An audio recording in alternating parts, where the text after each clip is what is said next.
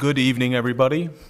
In the absence of Village President Regis Charlot, I, Raphael Shamas, as Village Clerk, will call the February 10th, 2025 Village Board of Trustees meeting to order and call the roll. Trustee Fisher. Here. Trustee Freed. Here. Trustee Rappin. Here. Trustee Ryder. Here. We do have a quorum. It is the practice of the Village of Lake Bluff for the longest-serving trustee to serve as President Pro Tem. Trustees Fisher and Ryder have served the longest and have agreed that Trustee Fisher will lead this meeting. Is there a motion to name Trustee Fisher to serve as President Pro Tem tonight? So moved. Is there a second? Second. All those in favor? Aye. Aye. Aye. Any opposed? The motion carries. Trustee Fisher, the meeting is yours.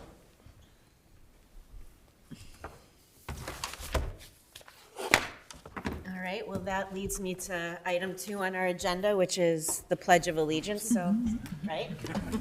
Please join me. I pledge allegiance to the flag of the United States of America and to the republic for which it stands, one nation, under God, indivisible, with liberty and justice for all.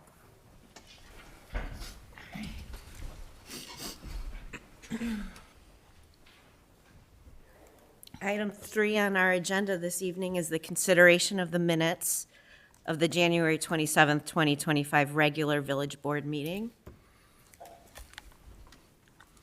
Do I have a motion to approve those minutes? So moved. Second. Did anybody have any questions or concerns or corrections? No? Nope. No. It's a voice vote. All right, that is a voice vote. All in favor? Aye. Anyone opposed? Motion carries.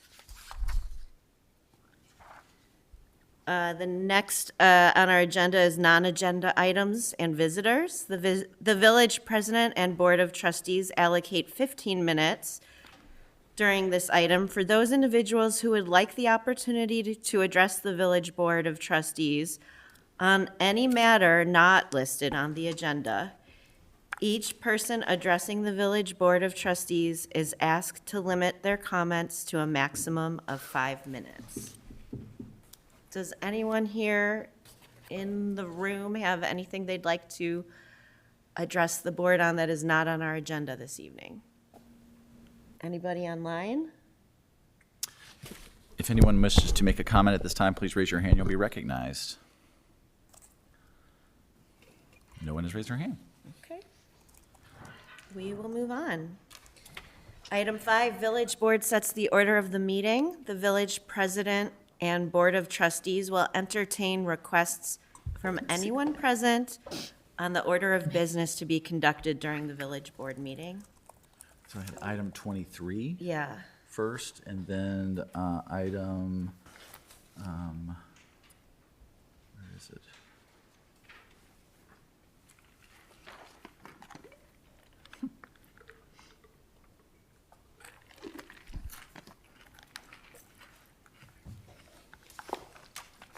#21, and then the consent agenda. Okay. And do I need a motion to? You can just say without objection. Okay, so without objection, we will take item 23 and then item 21. Then the consent. Followed by the consent agenda. Let's pop on over to item 23.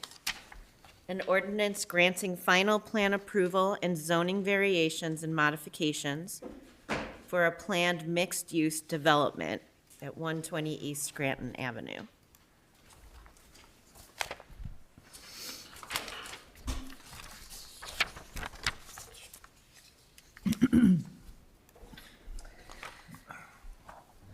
On October 25th, 2024, the village received an application for zoning variations in a planned mixed-use development, PMD, for the 120 East Scranton Avenue.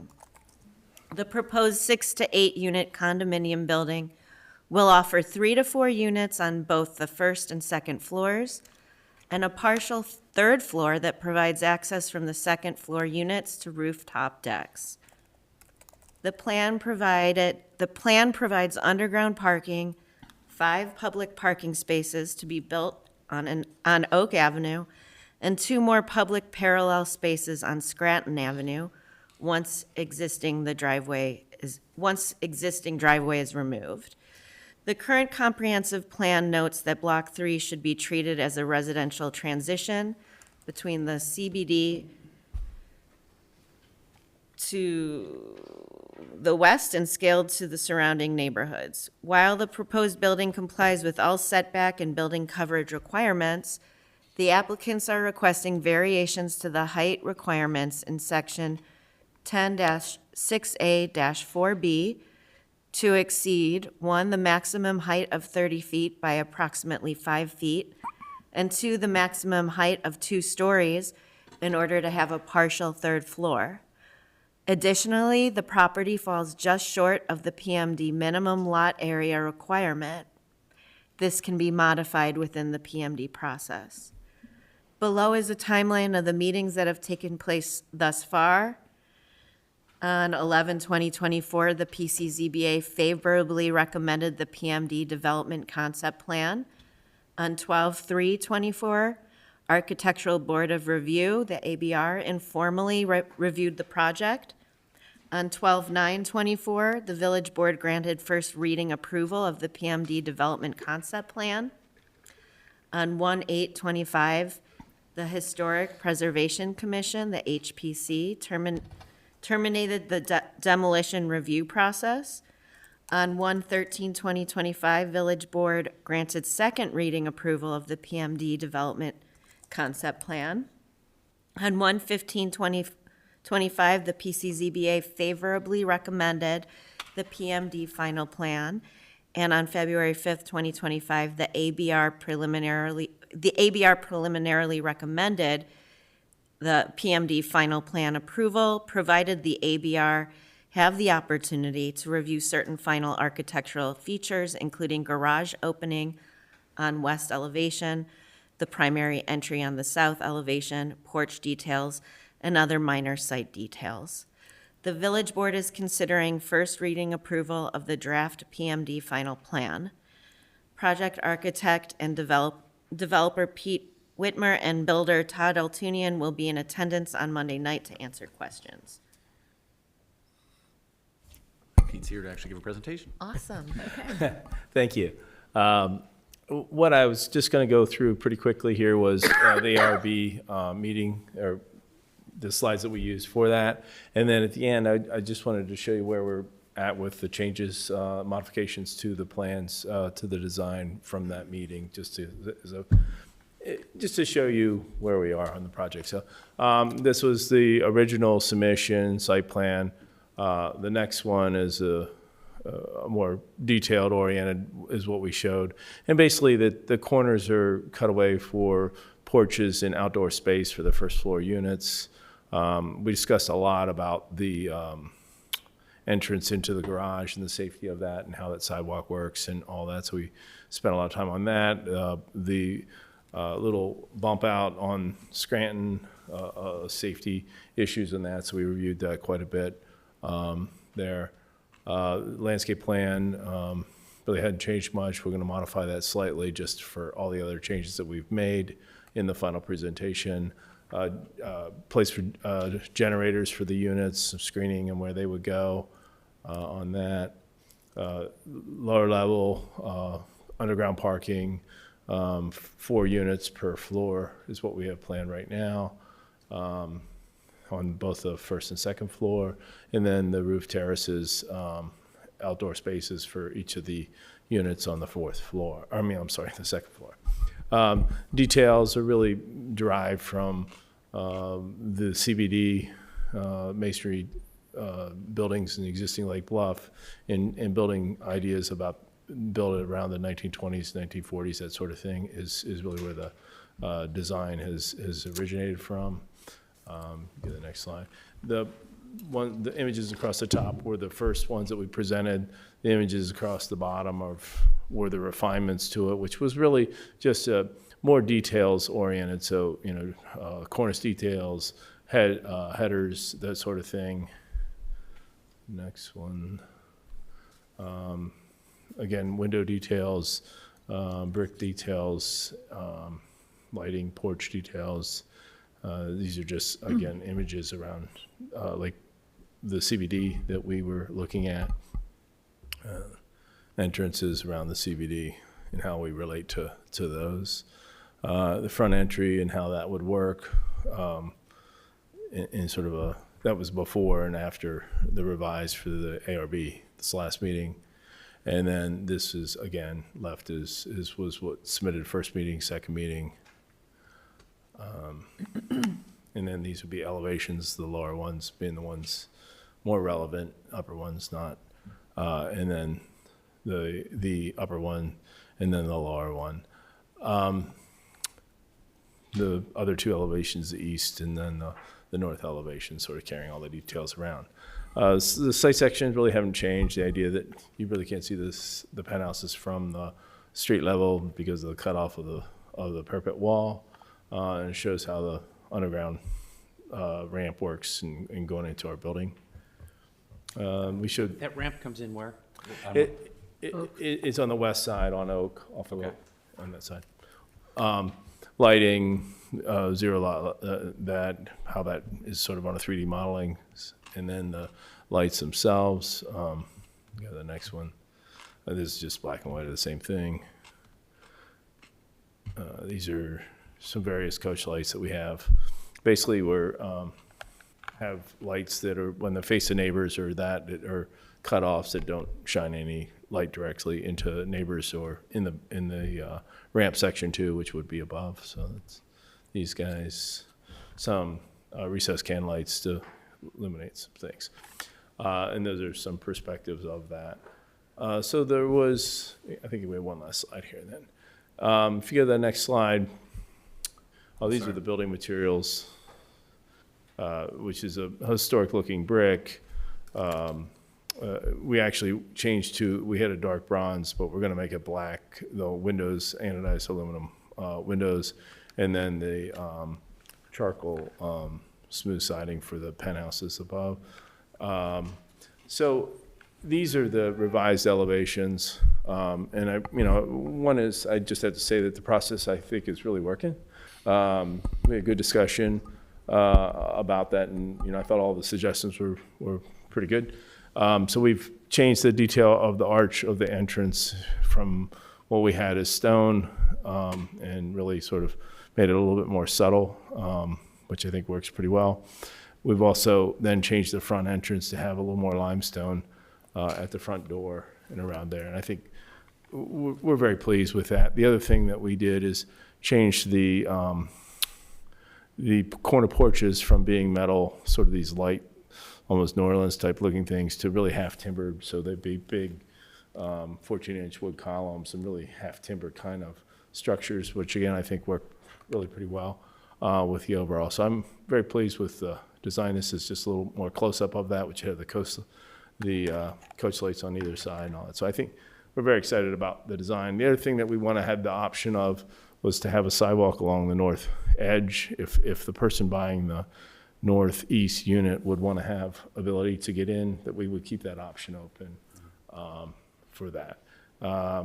So I think, overall, we're very pleased and happy to answer any questions that you all might have. I'm just curious if we've had any feedback from the community with the extra 5 feet. I mean, I'm happy to hear that it's not changing the sight lines from the ground, but I know that this is, again, a sensitive area, and, yeah. I mean, I can answer that, and Drew can too. We met early on before we started the process.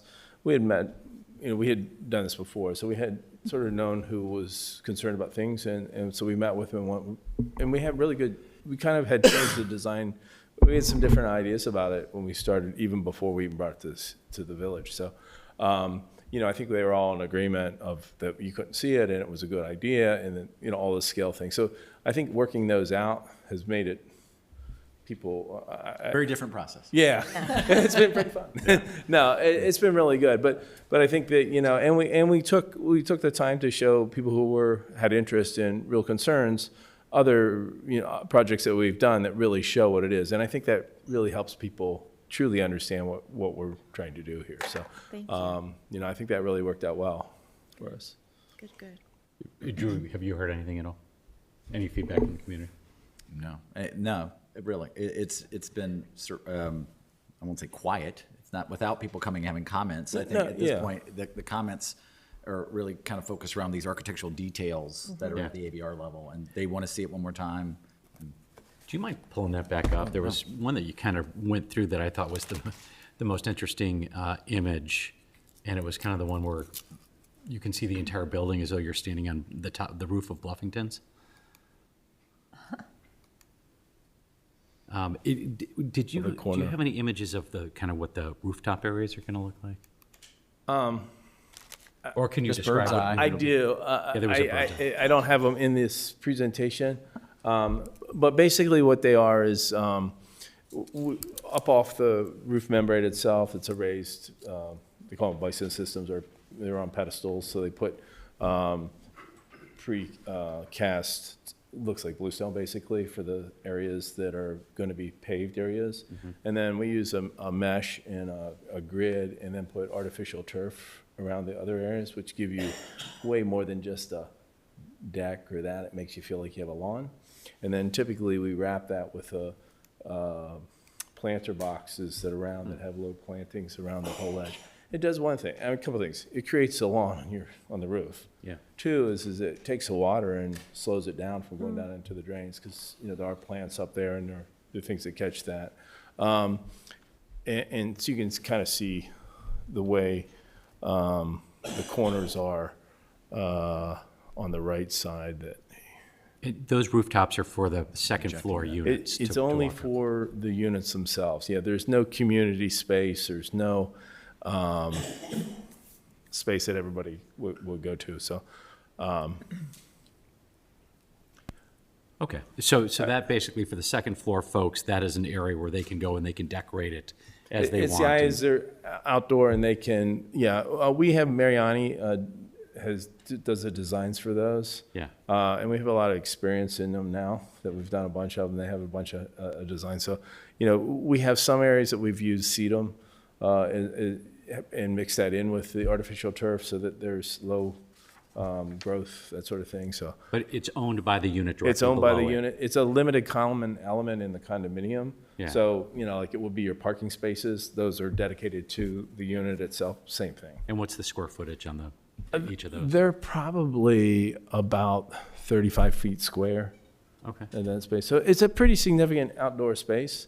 And so what we found is people who are looking for these kinds of units want significant outdoor space. For sure. And this is a way to provide that. Drew, there was one, can you try and find that bird's eye view? It was of the entire building. Keep going back a little bit. Keep going. There. Yeah. This is an older rendering where we don't really have the landscape quite. Yeah, I think that does the best job of giving a real perspective on the scale. And it looks nice. I mean, that scale is not obnoxious.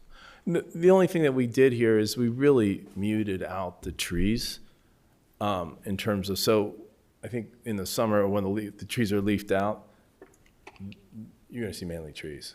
It's going to be difficult, but You wouldn't see the building if that was showing, because yeah, you can kind of see the outline of trees. And so, I mean, now obviously in the wintertime, the deciduous golf, you can see the building. So it really has. And you can, other projects we've lived with, like Regents Row and the McKinley projects and all that too. The landscape is really important for us.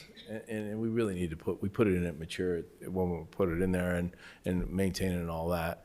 But I think that's a really key element to this. Thanks. Anyone else have any questions? Anybody in house tonight have any questions? Anyone online? if anyone has any comments online, please raise your hand and you can be recognized now. It would appear no. This is a voice vote. All those in favor? Aye. Aye. Aye. Anyone opposed? I don't know if we had a motion. Oh, we didn't? We didn't. No. So we need to say We someone. need a motion. On first reading. Motion for first read, so moved. Second? So now we can Yes. do Now- it? Now we can do Repeat, both. yes. Let's do it now. All those in favor? Aye. Anyone opposed? No? Motion carries? Thanks so much. Thank you. Thank you. Thanks for sticking with us. And if, I think I mentioned first. And I'm sorry, if you could say if it's all right, again, without Yeah, objection. yeah, to yeah, you. yeah. Okay. So Drew just whispered in my ear, and I trust everything Drew says. So he suggested we take the consent agenda first, so I just want to bring that back. Is that, does anyone have I any objections? suspect it'll be a lot briefer than, Yeah, Yeah. yeah. Yes. Okay, no objection. No We're gonna objection. move forward with the consent agenda, which is what? Which is, items Accepting 10 10. through 16. You can just read by title. Right. Okay, so the consent agenda includes item 10, acceptance of the correspondence. Please note all correspondence was delivered to the Village Board of Trustees in the informational report on January 24th and the 31st, 2025. Item 11, a resolution establishing the regular meeting dates and committee of the whole meeting dates for the Board of Trustees for fiscal year 2025-2026.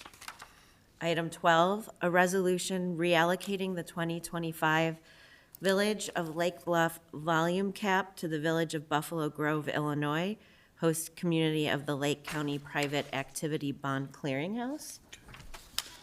Item 13, second reading of an ordinance designating the building located at 109 Moffett Road as a Lake Bluff historic landmark.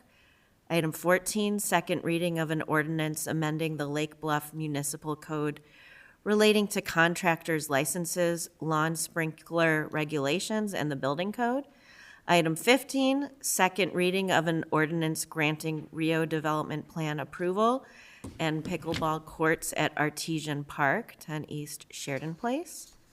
Item 16, second reading of an ordinance granting approval for final plat of subdivision and variations for a luxury car storage facility in the village's L1 Light Industry Zoning District at 105 Albrecht Drive.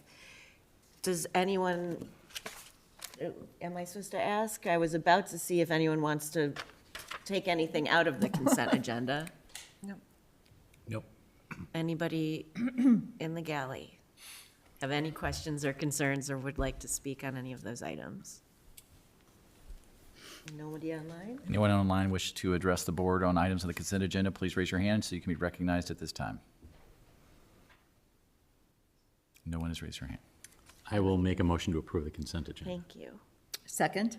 Thank you. And that is a roll call. Clerk Alshamas, could you please call the roll? Trustee Freed, Aye. Trustee Rappin. Aye. Trustee Ryder, Aye. President Pro Tem Fisher. Aye. The motion carries. Okay, so now we can move on to item 21. Yes, ma'am. Fantastic. Item 21 on our agenda is an ordinance repealing Chapter 9, Animal Control Articles A, B, and C of Title 5, Police and Public Safety, and readopting Articles A, B, and C as amended. Should I get the motion now, or should I read the summary first? It What doesn't is- matter. yeah? It doesn't. You can do a motion. Why don't we get the motion now, so that I don't forget after I read this long paragraph? Do I have a motion? Motion to approve. Second. Thank you. The Village of Lake Bluff is a home rule municipality in accordance with Article 7, Section 6 of the Constitution of the State of Illinois of 1970. As such, the village retains the right to regulate ownership, zoning, registration, other conditions relating to domestic and non-domestic animals unless otherwise established in law. Title V of the Lake Bluff Municipal Code, as amended, the Village Code, sets forth regulations relating to public safety. Specifically, Title V, Chapter 9 of the Village Code sets forth regulations pertaining to animal control. Village staff recently conducted an evaluation of current animal control regulations following an apparent increase of animal bite complaints. Upon review by village staff, it was determined the current regulations did not reflect the best practices for animal control within the village. Recommended revisions include Section 5-9B-7, Animal Restraint Regulations, or otherwise known as a leash law.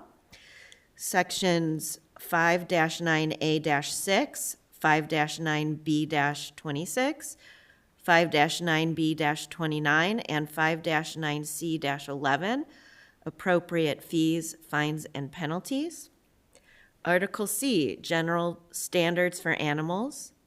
Section 5-9B-20, Burial Standards for Dead Animals. Section 5-9B-9, Dangerous Animals, Investigation, Determination, and Requirements, and Preferred Process for Appeals of Chief of Police Determination regarding dangerous animals, Village Board or Village Administrator. And Section 5-9B-24, Restriction on Pigeons. As you will recall, this item was tabled at the January 27, 2025 meeting so as to provide sufficient time to address concerns raised by the public regarding certain protections for local feral cat trap, neuter, and release programs. The attached ordinance has been modified to address those concerns, as well as many of the changes submitted by Best Friends Animal Society. Finally, as previously noted, zoning regulations for animals are currently located in Title V, Chapter 9 of the Village Code, and will remain in this section until a future text amendment to move the location requirements, 5-9A-3 as proposed, into the zoning regulations is completed. Village staff will be present to answer any questions from the board regarding this updated draft of the animal control regulations. So Kelly is here from Elrod Friedman. If there are questions of Kelly, she's happy to answer them. We did include in the packet a summary of how staff interweave the comments from folks that we'd received so far into the draft ordinance, and I think we did our best to do that. And there's some that we said we didn't necessarily agree with. You can certainly weigh in on those policy issues if you see differently, but we talked about it, and given Kelly's past experience, that's how we, I guess, adjudicated those more or less. So there were some additional comments provided today. I know Bill's here. I don't know if you want to address the board, Bill, not to call you out, but I know you had some comments that you were hoping to get some changes to the draft ordinance as well. So I just want to share that with you all as well. Yeah, I'm willing to address the board if you guys want to talk about this first yourselves. Well, does anyone, before we make you get up and talk to us, sure, let's see if anybody has any thoughts about what's been put before us. I mean, I just wanted to say thanks to staff for that chart. I thought it was extremely useful, and it was helpful for me to look at, how we are consistent and places where we might have some more questions, so. Yeah, and just for some folks here, they're probably the first time hearing or seeing this ordinance was a comprehensive rewrite of the village's animal regulations because, as was teed up in the memorandum, that we had seen a number of vicious dog bites in the community that we didn't, and we being the chief of police and myself, didn't feel like we had the right tools to address these, and the villages, who knows when the ordinances were last updated. It had been an extremely long time, so we started working with the village attorney on that, getting that done, and that was what really teed this up, and the conversation led to, hey, these things have not been updated in decades. Let's just do a complete rewrite, and it's wise to update the code in bites from time to time, and this is probably a poor choice of words right there, but it was that was what we did. We brought that forward, and it was presented at a workshop first, and then it was brought back to this group at the 2 weeks ago in a draft form, and then there were some comments and concerns raised, and the board said, let's table it to this meeting after we incorporate some of those comments to get it closer to what we thought you would want to consider on first reading. So that's how we got here. I thought they did a good job incorporating the thoughts. Good. Agree. Yeah, I appreciated the public comments and also the advocates who came forward with some concrete proposals, not just objections, and our council's thorough review of those. I'm sorting through a couple of the positions that I don't quite understand, but it's covered in the chart on page 37 of the chart, that the advocate proposed, and we have decided to keep our current language. I'm not entirely sure what the advocate was getting at, but it's on page 37 of 39, 5-9B-8, running at large. I'm curious what they wanted and what our language does that's different. I guess I'm surprised to see that the distinctions being made there. Stray animal. Kelly did have a The conversation differences- to speak with the council for that animals group. Yes, hi, good evening, everybody. Kelly Gander, Ski Village attorney. I believe what the advocates were concerned about is officers not picking up outdoor cats and considering them stray when they have a home. They wanted that there to be a discernment there that the officer could only pick up a cat if it was sick or injured. In speaking with Chief Smazinski and staff, we felt it would put the onus on staff to determine whether a cat was sick or injured, which you can't always tell from the field. Typically, my understanding is if they see an outdoor cat, they're not necessarily picking up that cat because it may have a home. They're usually only picking it up in those instances, but we didn't want there to be a requirement that a police officer makes a determination whether a cat is sick in the field. The officers may not have the resources or the education to determine whether that's the case.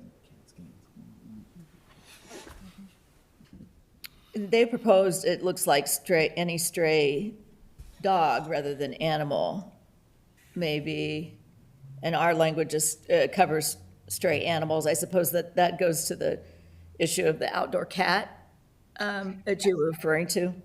Yeah, the advocates were proposing that any stray, injured, sick, or unsterilized cat may be impounded. We're saying, let's leave that up to, let's not require the police officers to make that determination in the field. It's up to their discretion whether to pick up a cat they deemed is a stray.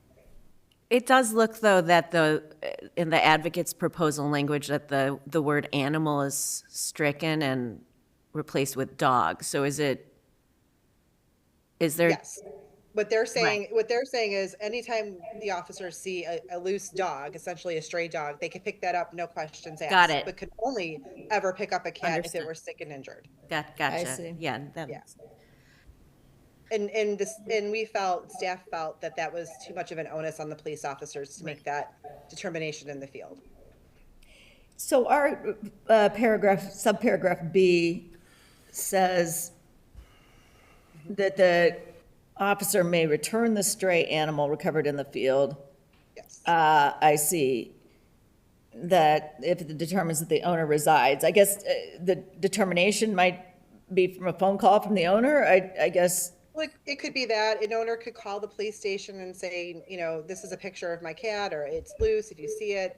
But if a dog has a tag on it and the officer's in the field and says, oh yeah, you live on 123 Main Street, the officer can feel free to return that dog home as opposed to sending it to an impound facility. Right, okay. And that saves the owners costs as well from having to, go get their animals out of impound. Right. And so the language there is intentionally may rather than shall, right? Any stray animal may be impounded. Yes. Okay. Okay. Not a requirement. My question. Yes. Has there been further discussion about, I mean, to me, the may is more, I'm just surprised that the advocates would have an objection to our language, because especially when it comes to the cats, which last time we had this before us, the heavy discussion was, we do have this really successful program running with the cats, so we don't want to disrupt it. We don't want these cats necessarily being picked up willy-nilly. So I guess I don't know if it warrants any further discussion other than, do we anticipate like a pushback here or more upset, voices popping up about not adopting the advocate proposal?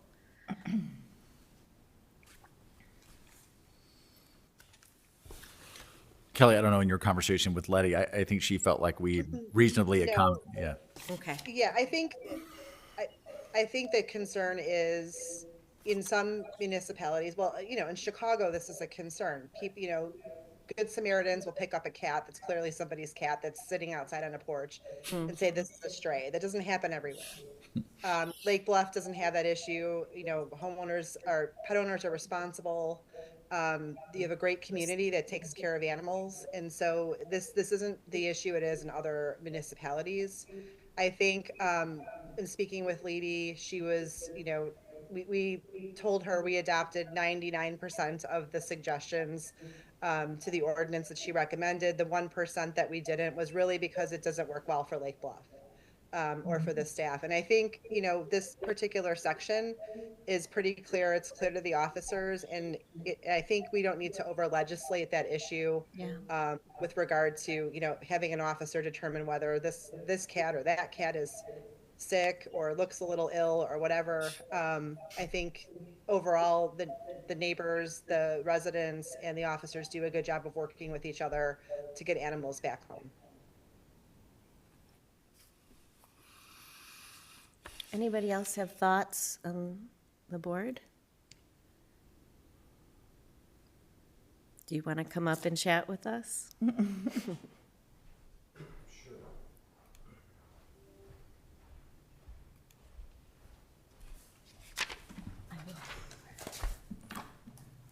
My name is Bill Herman. I live in East Center Avenue. Right before I came to this meeting, I walked my dog. And as I was walking out the door of my house, my next door neighbor's kid came home in a big pickup truck. And every time that happens, I get very anxious and fearful and apprehensive, because they have a swinging gate in their driveway. The reason they have this swinging gate is because their dogs were involved in an attack on my dog 2 years ago. And at that point in time, so as you know, Center has a median. We live on the north side. My son was walking our dog, a good size, 100-pound lab. And the two dogs came from right next door to us, tearing across the street, and attacked my dog and almost ripped his throat out. The one dog tried to kill my dog. And my son had to basically remove this dog, put his hands in the mouth of this dog, and pull him off of my dog, getting bitten in the meantime. And that was reported. We were out of town at that time. It was spring break of 2023, and my youngest son was abroad with the high school band tour during spring break. And so my son, who was stayed home older and was working at the time, was quite upset and didn't know what to do. We were thinking about flying back. A neighbor came out and yelled and screamed and got the people who own these dogs to come out and try and get them off of our dog. And apparently he made a police report. My son also contacted the police, and the county called him and interviewed him. And then nothing happened. Radio silence for quite some time. Our next door neighbor wound up paying our vet bill and come over and apologizing to us and telling us that they had put fences in their backyard to keep the dogs from coming out. And we said, what about like a muzzle, like when you walk the dog or something like that? They said, well, we can't get a muzzle on our dogs. And I wasn't quite happy with their response or satisfied with it. It's like, if you can't get a muzzle on your dog, why do you have this dog in this neighborhood? But in any event, they said we're gonna, we put this fence in, it's just like a garage door, right? It's got a button, you come in, it opens, then it closes. And we're gonna keep our dogs, behind the fence. And I'm like, okay, I guess that's fine. I don't want to see the dogs put down. I think they're out of control, and these people don't know how to handle dogs. The kid who brought the car in the driveway tonight ran over a dog, the first dog they had, backing out of the driveway. So some people should maybe not have dogs. But every time I walk my dog, I'm concerned, and I go right across the street to the south side of Center, because I don't want to pass in front of their yard that close to the gate. If the dogs are out, they're at the gate, and they're very, violently barking and aggressively barking at anybody who passes by, especially if you have a dog. So I try to at least give myself some space, because if somebody comes out and those dogs are out and that gate opens up, those dogs come out. They do come out. They've been out a lot when that happens. And I want to at least give me a little space where I can react to that situation approaching me and get ready to try and defend my dog. But every single time I walk my dog, I have to deal with this apprehension and fearfulness and anxiety, right? Which I shouldn't really have to do, I don't think. It shouldn't be my issue. So about maybe a year after this happened, I contacted the police department to figure out, well, hey, nobody ever got back to me about any of this stuff going on. I don't know what happened. Nobody followed up with us. Right, and so, well, supposedly they got a gate, they got fences, we're monitoring it, whatever. But, so I saw this new regulation come on, being announced in one of the Friday newsletters from the village, and I was interested in what it might have to say, because I went through the old one at the time that this happened, right? And it said that, it didn't say a whole lot. It was about 3 pages long or something. And it said a dog can be, kept on his property on alone and never come off the property, in certain circumstances if somebody is bit, if a person is bit. Or you can muzzle the dog if that's the case. And neither of those things happened in this case, so I said, I thought, it was sort of very discretionary, and it's up to the police chief to make these determinations. And so I looked at this new ordinance to try and see if anything beneficial or sort of moving the ball from my perspective in a manner that would help me in this situation if it were ever to happen again. 'Cause I don't think we can go backwards and impose this upon people. And again, I don't see a whole lot in here that's favorable to the victim. There is an appeal process that can go to the village administrator, but only the owner of the dog can be involved in that appeal process.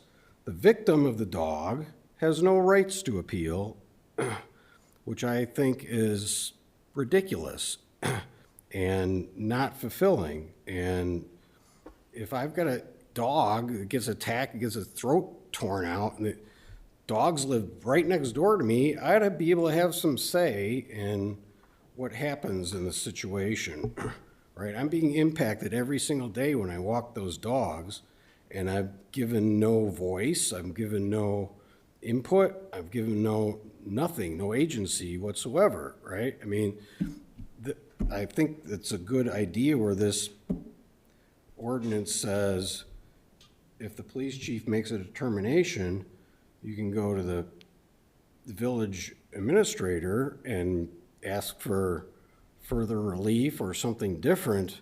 But I think that the victims ought to have the same ability to do that, right? I mean, this is just an ordinance. This is a regulation. This is a rule. This isn't like going to court, or if my sister got murdered and the judge said the murderer only gets 5 years, I can't really do anything about that because that's the way the criminal courts work. But this is not a criminal court. This is a rule and a regulation that this village is adopting. And it was with respect to animals. It's not with respect to people.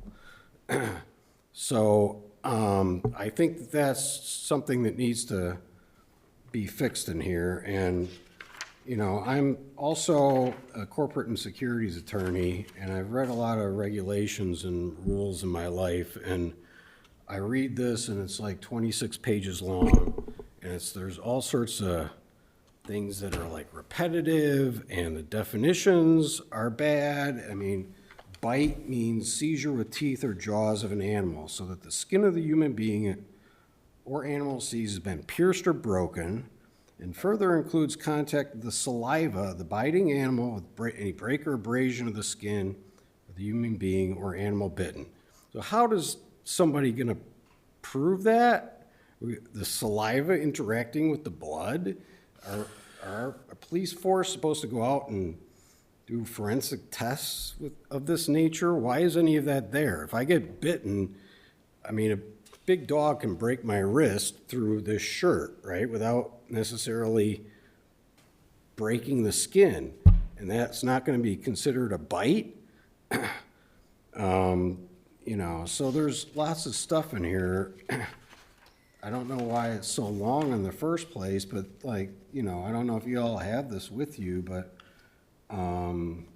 animal exhibition, does that apply to us? I mean, dangerous animal says any animal which bites, which goes back to the definition of bite, inflicts injury on or kills or otherwise attacks a human being or domestic animal. That's great. That's a good definition. But later on in this document where the determination as to what's supposed to happen to an animal only talks about a bite. It doesn't talk about inflicting injury, kills, or otherwise attacks a human being or domestic animal.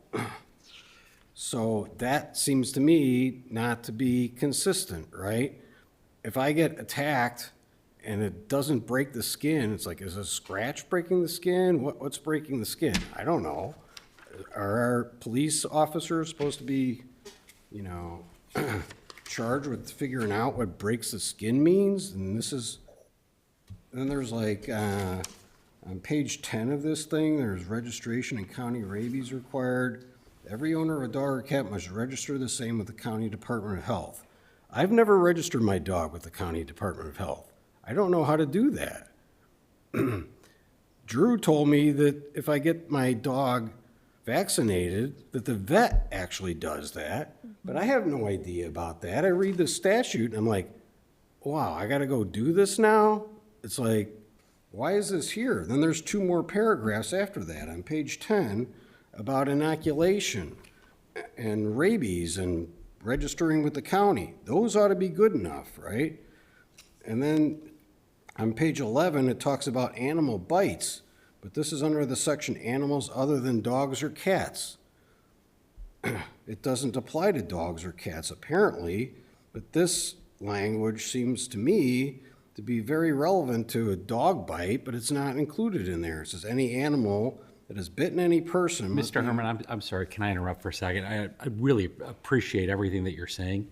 I feel like you could go through that entire document for probably the next hour. I'm just wondering if from a process standpoint, there may be a better way for us to intake Mr. Herman's input and take action on it. I did meet with Bill earlier this afternoon. He gave me a copy of his comments to the ordinance. I shared those with Kelly, and I don't know if she even had a chance to go through them all. But Bill and I did have a long conversation about the appeal process, and was that something that the board, I said, please come and bring it up. And if there's things, I know Kelly had some opinions on some of the comments, but I don't know if she even had a chance to go through them.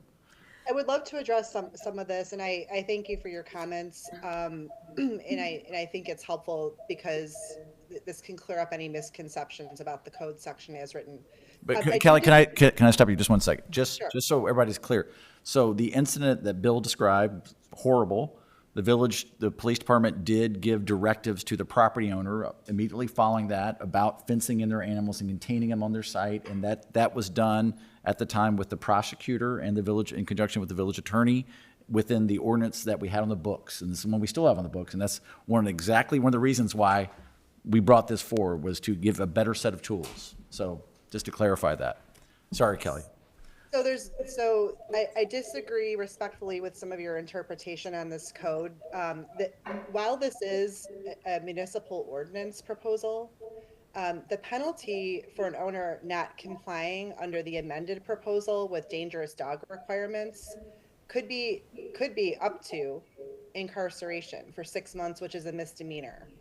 Meaning the appeals process that we've outlined outlines the process for a very specific reason, because of due process. We can't, as we all know, we can't try the same case twice in a criminal court.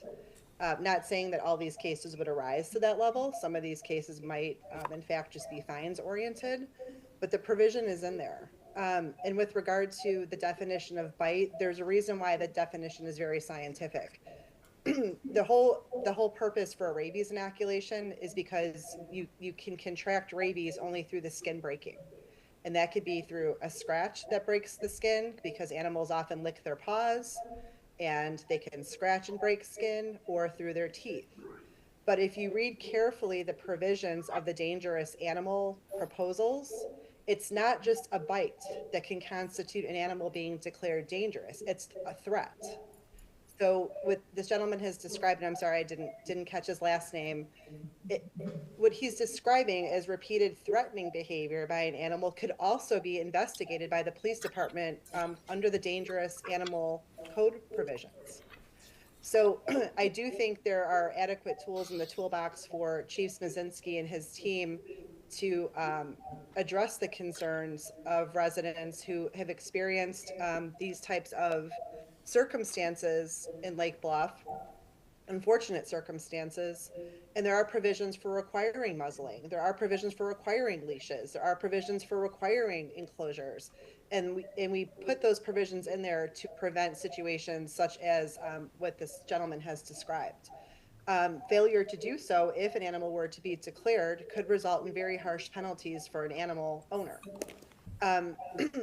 Additionally, the issue pertaining to the bites is, again, it's not just the breaking of the skin that would constitute an animal to be declared dangerous. It's the threat of that. So, again, there's a lot of areas here that provide for good tools for the police department to investigate properly and to take, and again, I don't think the residents should be concerned about their side not being heard in these cases, because the investigation process will require the chief of police or his designee to interview all parties involved. It's going to be a very thorough investigation process, so it's not one-sided. And there are provisions proposed in the code for restitution for those who are injured, medical bills being paid, veterinarian bills being paid. If there's property damage, those bills being paid as well. Kelly, can I actually ask you also to clarify for Mr. Herman, just briefly about animal certification with the county? Because my understanding is that certification, as you mentioned, Mr. Herman, is automatic when you go to get your rabies vaccine. You get that tag and it sort of certifies that the animal has been registered. You don't have to do anything else. But the act of taking your dog to get their buy-in, is it every 2 years? Every year? You could do once every 3 or once. There you go, yeah. So that is the actual act of certifying, right? You are correct. And so most every veterinarian office will send that into the county. There could be veterinarians that won't do that, would require you to. So that's why we put it into the code section. But I believe most veterinarians do report rabies inoculations to the county. And that is the license provision that is being described in these proposals. Yeah, because there's a public interest for our community that that pets and animals are inoculated to rabies, and that's, so, we don't want that to be optional. Correct. Right. Right, but there's 3 different paragraphs in here that talk about that, and one of them says an But they're owner, not the same. And I'm sorry to interrupt. They're an not the owner same. has to go to the county to certify and register his animal. I've never done that. If I did it, I didn't know about it. I guess the vet did it for me. But this language should be easily understood by somebody who's reading it. I'm an attorney, so, I can parse this better than most probably, but I don't know that I'm supposed, when it says I'm supposed to go to the county and certify the dog, that means, okay, I'm gonna walk over to the county and certify the dog. It should clarify that this is already undertaken by the vet if you get the dog inoculated, right? It shouldn't leave any questions as to whether I have to do that or not. And it also doesn't provide any notice to the victim about what happens in this circumstance. And, whether or not you guys can imprison somebody based on this regulation is another question I have, but I'll leave that up to you constitutional law scholars. But in my opinion, you're going to have a hard time sending somebody to jail on habeas corpus and due process grounds based on this statute, right? I didn't know that the Village of Lake Bluff could create its own criminal code, right? The criminal code is the state of Illinois, not the Village of Lake Bluff. So in any event, I'd be happy to sit down with you and walk through each and every one of my comments. I've given them to Drew. I think this can be improved a lot. I'm willing to, I've already put in a couple hours of my time into this, if not more, talking to Drew and sitting and marking this thing up during the Super Bowl. But it's not, it's not the most elegant drafting that I've ever seen in my life. We've got restrictions on pigeons, dying baby chicks, other fowls or rabbits prohibited, animal exhibitions. It's like, is this stuff applicable to the Village of Lake Bluff? It's like, why do we need this, right? It's like, let's use some focus here and make something that works, that people can understand, and isn't overbroad and isn't describing every single situation that in the whole wide world that might come up. But it gives some owners and victims like me a say in the process, a voice, some agency, right? Thank you, Mr. Herman. I hate to cut you off. I wanted to make sure we heard all of your thoughts, and typically we reserve 3 minutes for commentary, and I just want to, for the purposes of efficiency here, I want to stop you now, but I really appreciate the time you've taken to share your thoughts with Okay, us. thank you. Yeah. What's your name? I don't see a placard in front of you. I'm Taryn Fisher. Tonight I'm acting as President Pro Tem.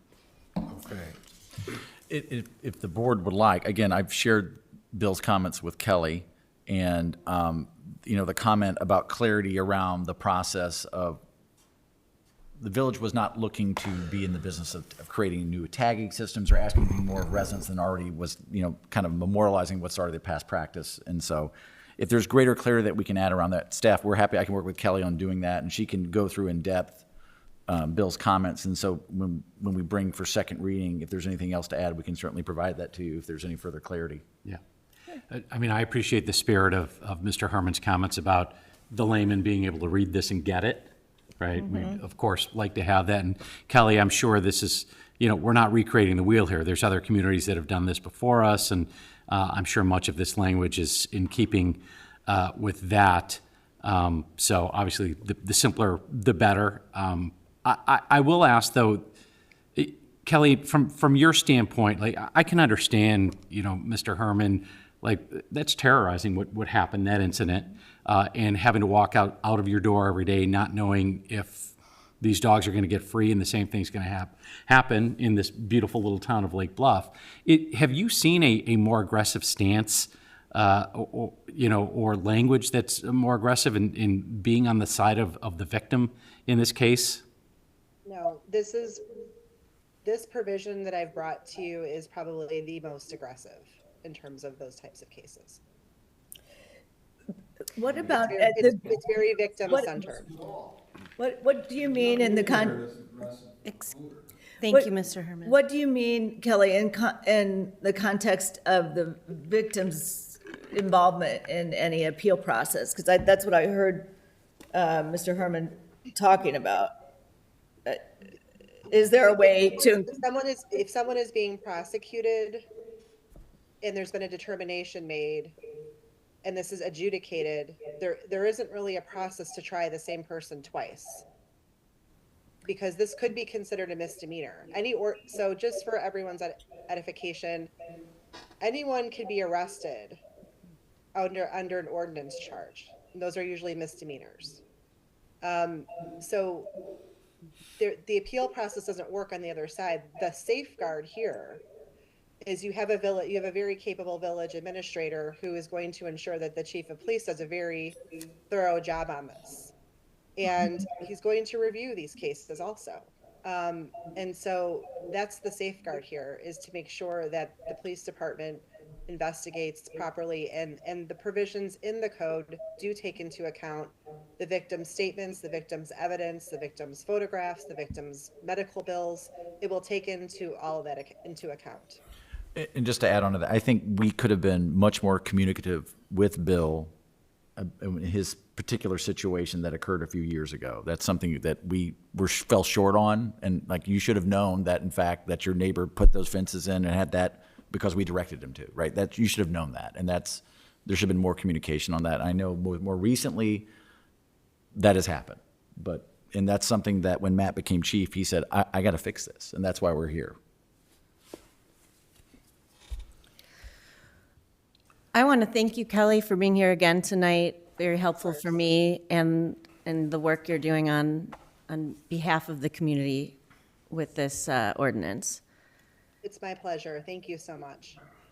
Any And other? do we have a plan for incorporating or reviewing? I liked the chart that we got for Right. from the advocates. I know that. We can update Can we update that with Yep. Bill's comments? Yep. Okay. Yeah, I created the chart, so I'm happy to update that. And That would any be- other comments or concerns, we can definitely address that. And if the issue with the county registration is unclear, we'll get it right. Just want to be clear that not necessarily every veterinarian's office may send that into the county. So but we'll make a clarification. For purposes, while you're looking at that, the language I just scrolled through says that you do it once a year, but the rabies tag you get for 3 years if you do it correctly. So I think there's room for improvement there, so that we, A, know that the vet does it for us in most cases, not all, and B, that it's good for 3 years rather than one. I don't know. I would like you to look at that while you're looking at these considerations.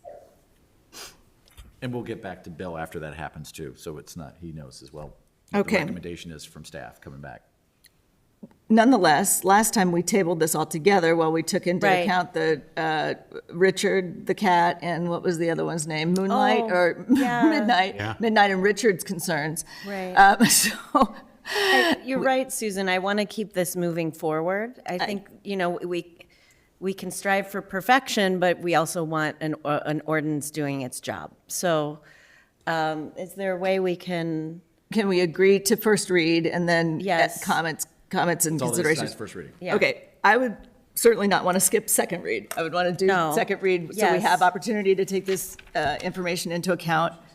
And then, but go ahead with first read this time, unlike last time.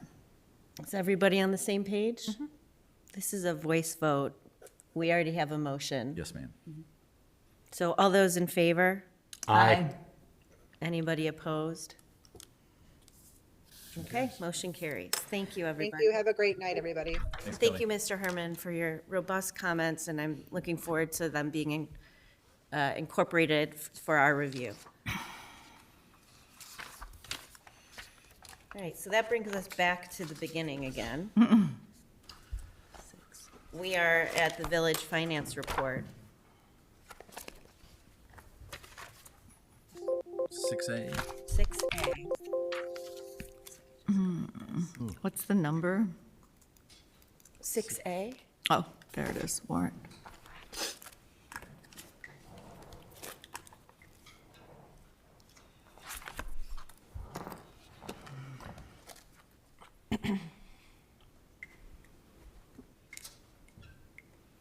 Summary of background and reason for request. The expenditure of village funds for payment of invoices in the amount of $190,909.78 for January 28th through February 10th, 2025. Total expenditures, $190,909.78. Did anybody have any questions or concerns about the warrant report? No. No, not for me. None for me. Bill. You're looking for a motion? Oh, do I have a motion to approve? So moved? Second. It's a roll call vote. It's a voice, I'm sorry, it is roll call. Yeah, you're right, you're right. You're so used to correcting. Sorry. Reflex. I trust her. Yep, you should. Yeah. That's right. My one job. Clerk Yeah, good job, Eschmans, Court. could you please call the roll? Trustee Rappin. Aye. Trustee Ryder. Aye. Trustee Freed. Aye. President Pro Tem Fisher. Aye. The motion carries. Next up is 7, Village Administrators Report. I have no report. 8, Village Attorney's Report. No report. I have a really lengthy report tonight, guys. Just kidding. I have nothing.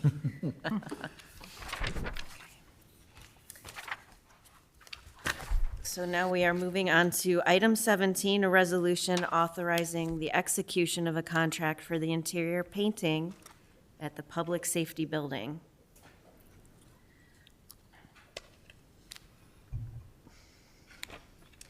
The village conducted a bid opening on February 4th, 2025, for the interior painting of much of the Public Safety Building. The lower bidder was J&K Painting and Decorating LLC, with a bid of $27,998. The village budgeted $50,000 in the current fiscal year for this work. The work consists of painting the walls and ceilings inside the Public Safety Building, excluding the garages and jail cells.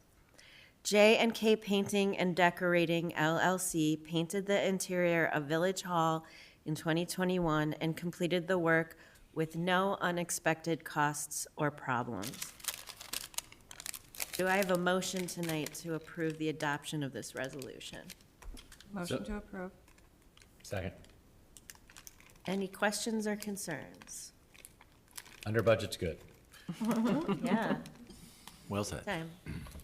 Anybody online have any questions or comments? You're not. This is a roll call vote. Clerk, could you please call the roll? Trustee Ryder. Aye. Trustee Rappin. Aye. Trustee Freed. Aye. President Pro Tem Fisher, sorry. Oh, I wish I looked like Cat Hatch. Aye. The motion carries. Okay, that brings us on to number 18, a resolution approving an update to the Affordable Housing Plan.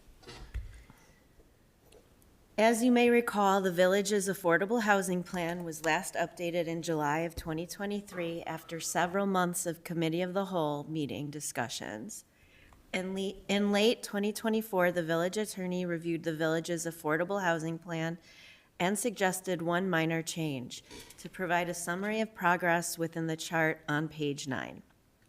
Staff provided progress summaries for 3 of the goals, noticing that 1, the village last reviewed and updated its affordable housing plan in July 2023.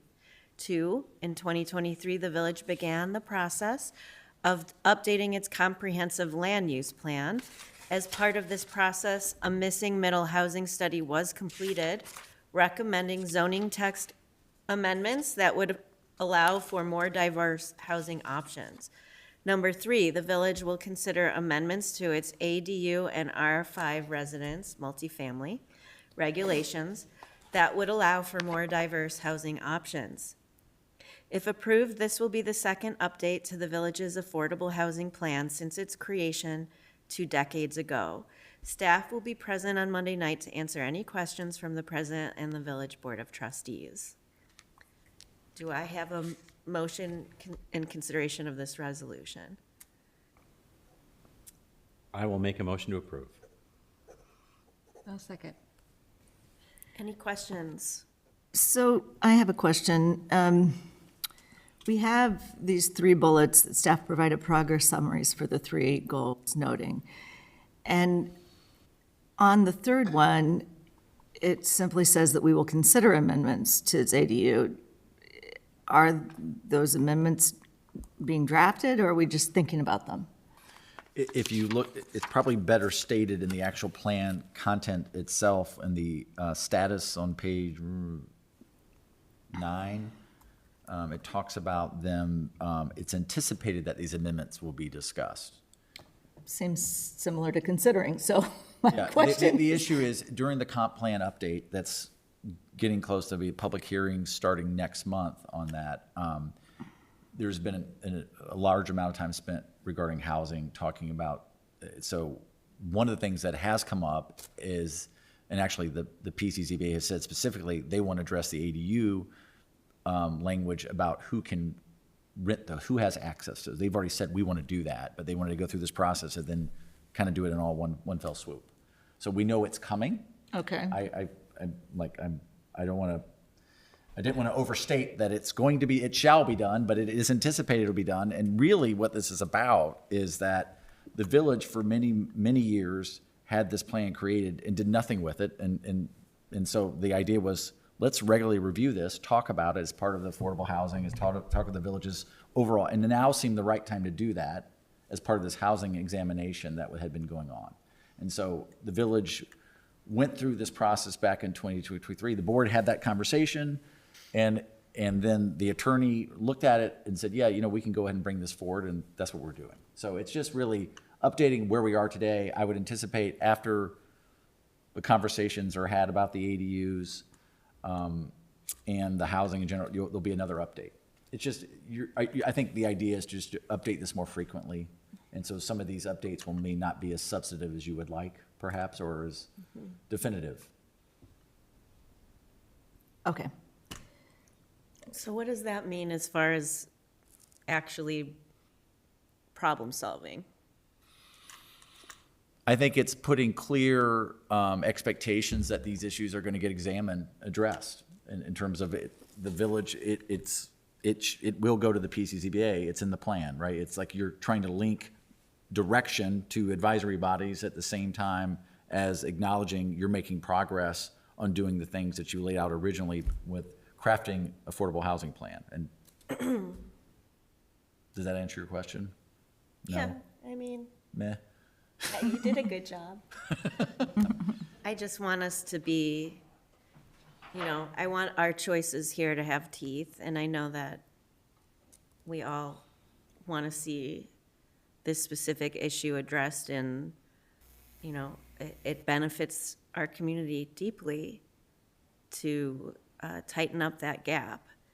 And I think the affordable housing plan has always been good at trying to manage expectations. That it's going to be really hard to do that here, right? To create affordable housing, and we're largely built out. There's only so many opportunities to do that, and the underlying land costs. So I think it's helpful to keep this in front of the board, in front of the community to say this is an ongoing, we're trying to comply with guidance from the state, as well as address local goals and try to blend all that and keep it like Bluffy. And so,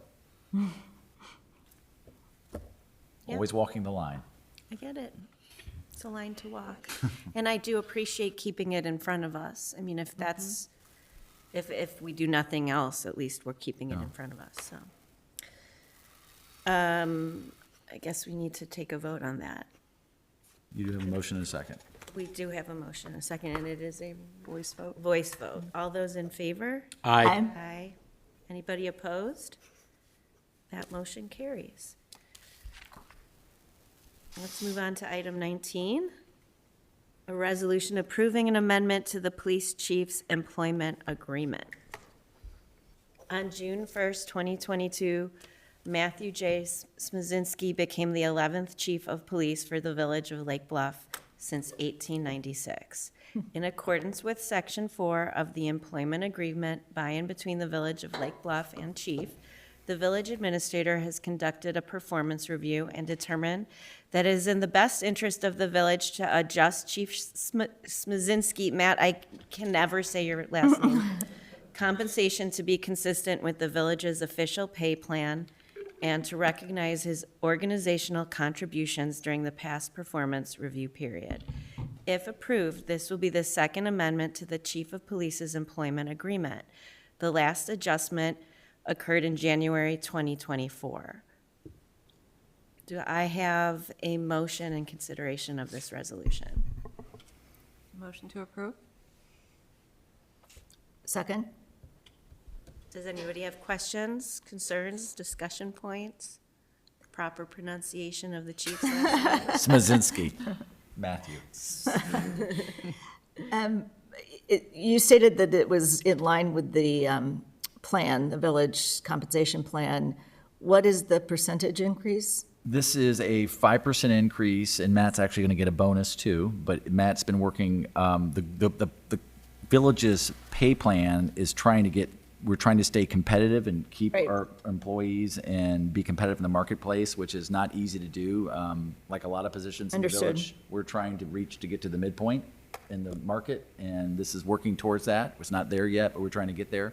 Matt's a new chief in the area, but doing great things and working in an ever-changing environment to include new schedule, which has been great so far, and dealing with a lot of new officers and hiring part-time officers and getting CALIA reaccreditation and getting new equipment. His plate has been probably the fullest of any chief since I've been here, so doing good things. Awesome, thank you. Yep. Thanks, Chief.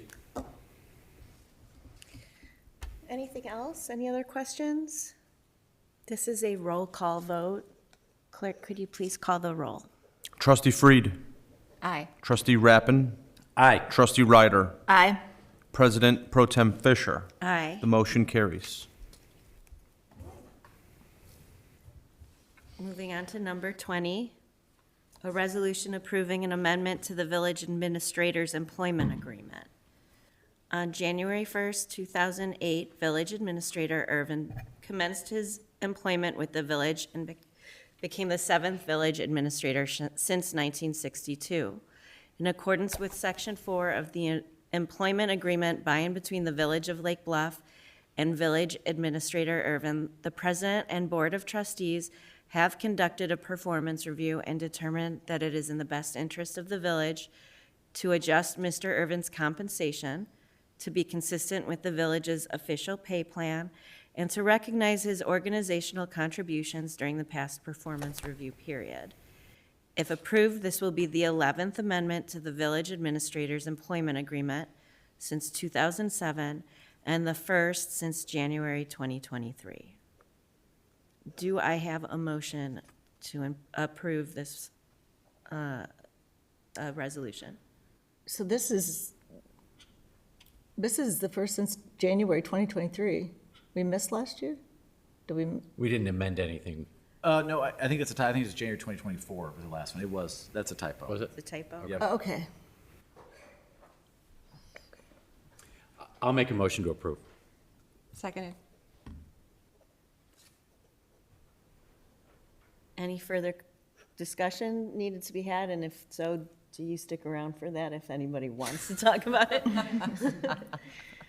It's open session. This also is a roll call vote.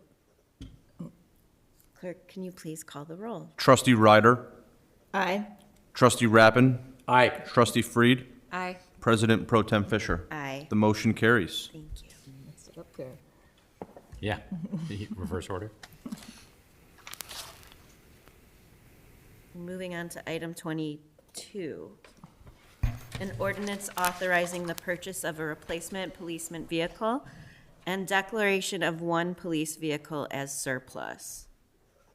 The village's fiscal year 2024-25 budget provides funding for the replacement and upfitting of one police vehicle pursuant to the vehicle and equipment replacement schedule.